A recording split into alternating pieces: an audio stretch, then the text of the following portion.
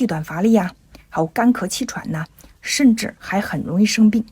这时呢，就要补肺气了，可以试碗补肺汤，取上党参、熟地黄，还有黄芪、桑白皮、紫苑、五味子，煎水服用，它有补肺益气、止咳平喘的作用。嫌麻烦呢，也可以用补肺丸来代替，适用于肺气不足导致的气短咳喘、咳声低弱，还有干咳痰黏，